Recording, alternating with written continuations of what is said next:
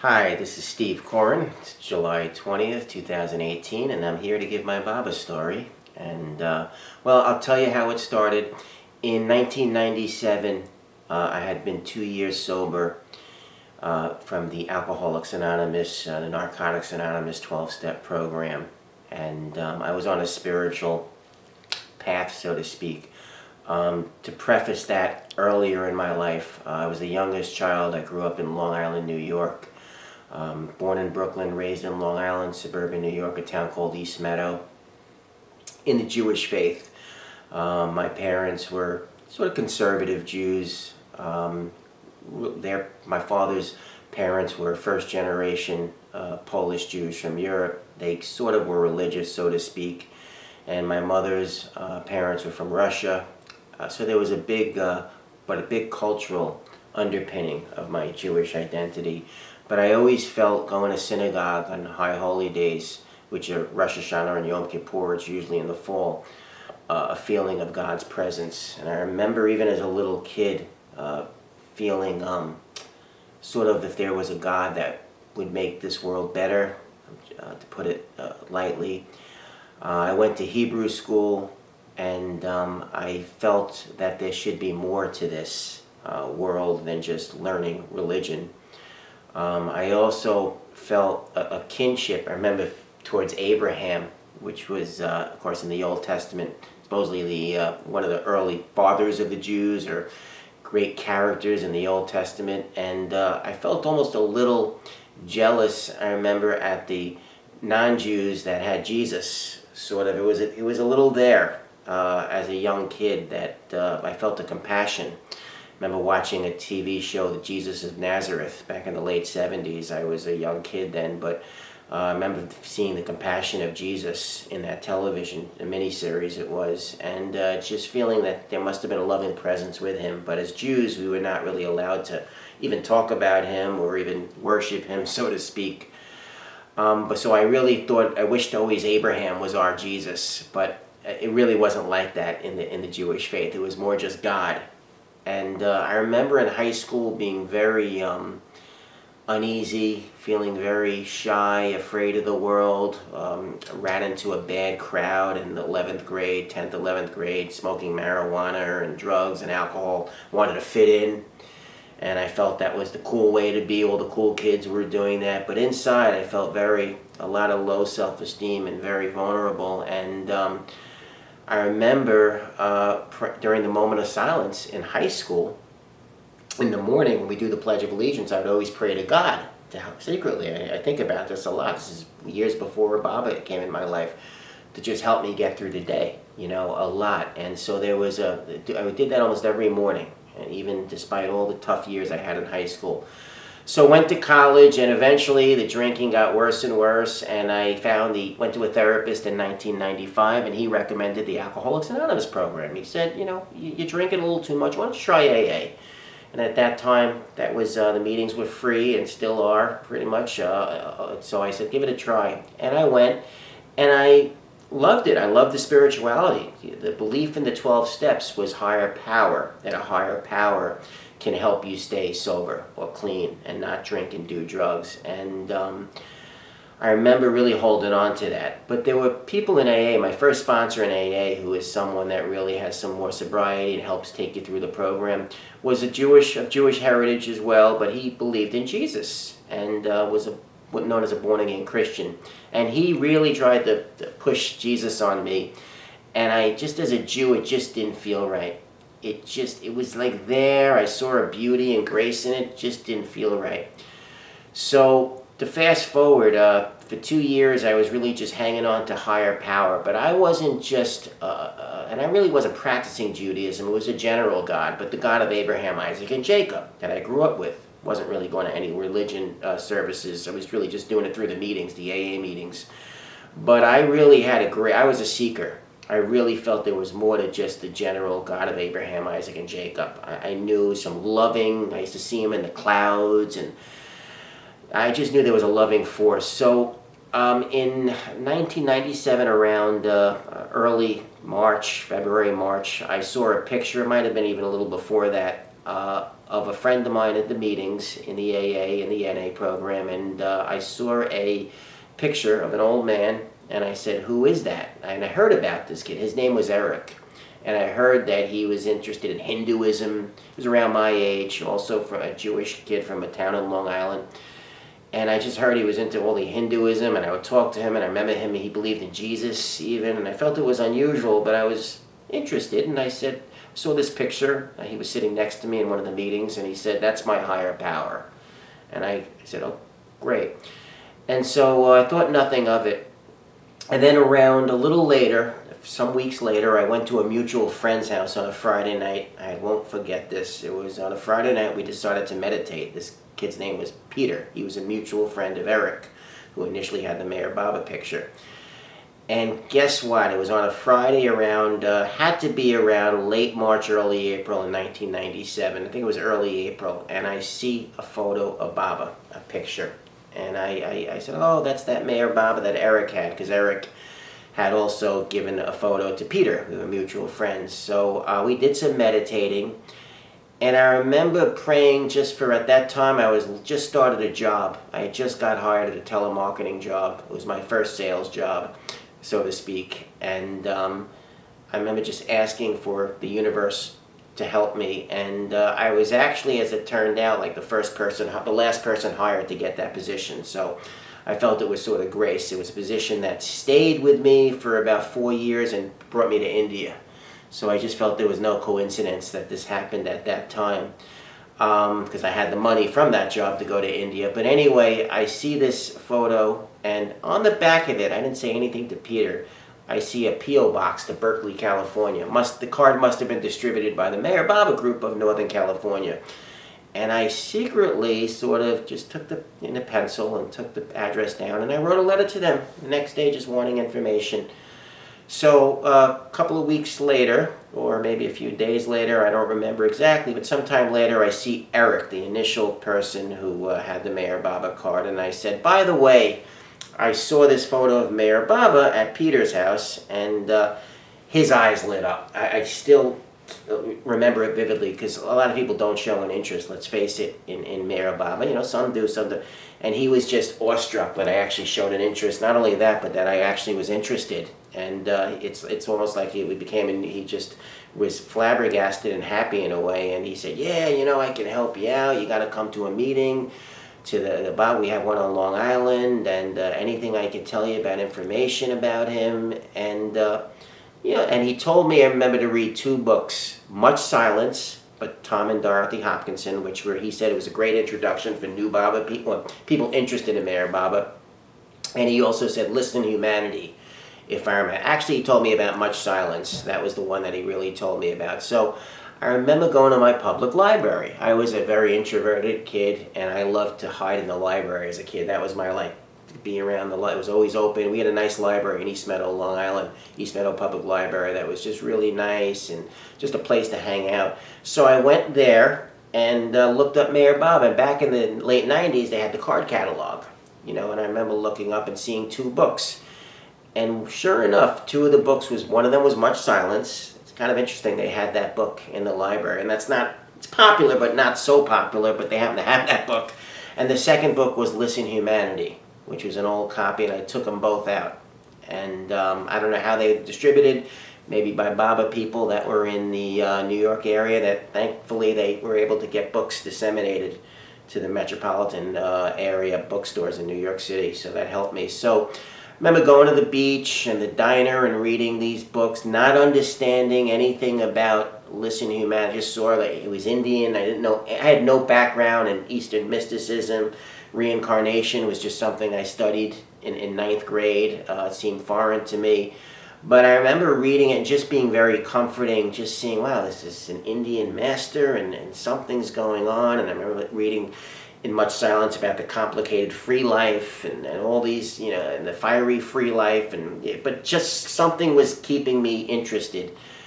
And the Berkeley, California sent me, I think it was How to Love God, a little pamphlet that has an introduction to Mayor Baba. And I think a pamphlet by Rick Chapman, The Compassionate One. Remember getting that. And to my new job, I brought a photo, which I think they sent me, and it had a picture of Mayor Baba, "Don't worry, be happy." The one where he's an older Baba and he's saying, "Don't worry." And I thumbnailed that picture on my cubicle at work. I worked in a, at the time it was sort of a new job. You're stressed out at sales. I just remember being very comforted, really being extremely comforted, having this picture, having a physical representation of, at that time I was really, something in me was of a spiritual figure. And I think it was comforting because I always wanted a Jesus, but being of Jewish heritage, it really was a block. But I put that picture up and it was very, very comforting to me. So I remember really just reading about Baba, and then we went to a meeting. Craig and Louise Smith were living in Long Island, a place called Seacliff, a town called Seacliff at the time, and gone to a Baba meeting and just feeling the love there. Wonderful people. And at that time, I had not been to a formal Mayor Baba House in New York meeting, so I actually was invited by Eric, because Eric told me that Bauji was going to be coming, a great, at that time I really didn't understand the Mandali, but he told me someone that lived with Baba. There's a person from India that is visiting New York. It's a special time. This was 1997, and I had never been to a formal Baba meeting, and it was in June. And I basically said, I'm going to go. And I worked that day. I remember my friend Eric and his girlfriend at the time, Diane, picking me up, and Peter, we all drove to the city together. And it was at Keith Sheridan's house in Manhattan. And I remember walking up, it was a loft, and I remember joking around, it just seemed like the age of Aquarius. It had a very 60s feel to it.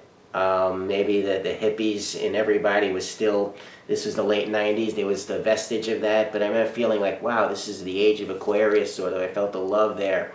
I saw a lot of people were there, because Bao was in, and I couldn't understand anything Bao said, very thick accent, but I remember hugging him, feeling a lot of love emanating from Baoji, and talking to Keith Sheridan, and just feeling a lot of love that night.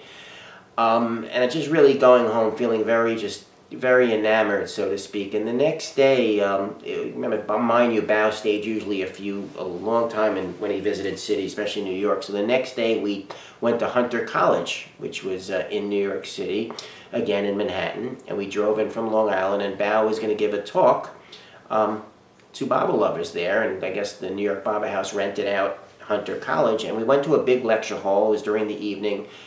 And I remember specifically they were singing two songs, Victory Unto Thee and The Ocean of Love. And I remember the love that I felt, the comfort that I felt. I felt that this was something very comforting. I felt this was something very special.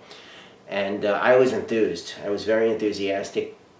So after that, Louise Smith was the bookwala, I remember, and I bought like a couple of books. I spent money on a couple of books. In fact, I think it was That's How It Was by Erich Jesawala. My friend told me it's about little stories. The Beloved by Nashwan Anzar. And I remember seeing a picture of Baba in The Beloved by Nashwan Anzar, Baba in a wheelchair, and just looking. I really just felt that this was something very special. It's something that prompted me to spend money on getting these books. Was very special. So I remember that night feeling the singing, coming home very juiced, very comforted.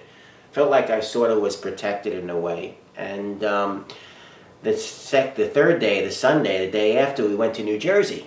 And we were going to Jean Ludwig's house. And I remember going to the house, and Baoji was in her backyard giving a talk. And there was a lot of people there. I think people come from different states, the tri-state area, at that time, and it was very special, just being outside, being around people, community. Again, I couldn't really understand what Baoji was saying, but I just felt a really sense of a spiritual presence from Baoji and the people there, and it was just really, I felt a lot of love. Here's a woman that opened her home. I felt a big sense of love from the community. And that day, I was in Jean's den or living room, and I saw a necklace, and it had Baba on the little pendant of Baba, and I said, "Oh, is this a necklace? Whose is this?" And she said I could have it. And I put it on my neck, and I pretty much at that point, I think he's at me. I remember at that point really feeling, because to me to put on a necklace was very, very comforting. So that's how I felt. And coming home that night, I remember something happened where I wasn't in a good mood. And this is funny. I remember getting angry at Baba that. And I just came to him and getting angry. Like something just, I wasn't in a bad mood. But I'm going to say that's a good thing. Because at that point, he had zapped me. He was God. I loved him. I remember getting angry that night. I wanted things to work out. I laugh at it. But I was zapped at that time. He was, I felt a sense of presence. So I went to the Baba House in New York. It was held at Madison Avenue Baptist Church in Midtown. There were meetings. And at that time, some of the Baba lovers were telling me to go to India. I remember one Baba lover, Eric Tepperman, told me to really I should get over to India. He really it was exuding a sense of grace, Eric. And I said, I'll think about it, possibly, But as it turned out, this was April, about May or June of 1997.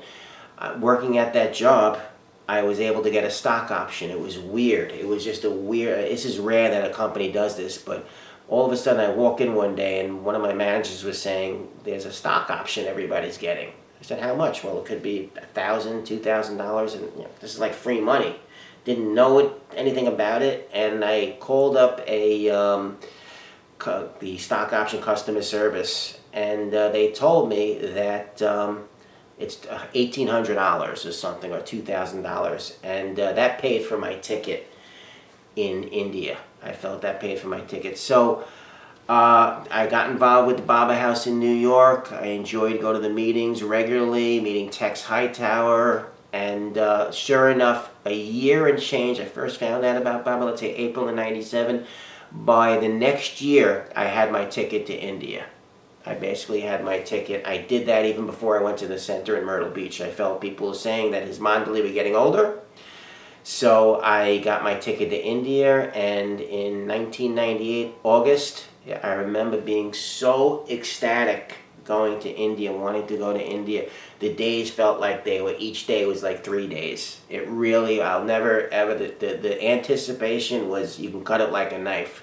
It felt like it was so long each day. It's something I won't forget how long each day felt. I was that excited to go to India. And on late August of 1998, I went for 3 weeks, and I flew alone and told my parents told my mom, of course, that I was going to India, and they thought it was a cult at one point. My brother thought it was a cult, but I told him it was, he knew about Pete Townsend, but he was fine with it. It was no big deal initially. So I went to India and I met Erich in 1998, and he gave me a big hug and really had me give my Baba story on the chair in a Mandali Hall, and it was very special. And Arnavaz and Alaba, Balnatu, a Korshed, I had quite a few of them. That was Dr. Gohair, Katie. There were a few of them left at that time, and I felt that was a blessing right from Baba. That was so. Really got a lot out of that. And then about a few months later, I made it to the Mayor's Spiritual Center in 1999, and walking in the Spiritual Center was very, very powerful.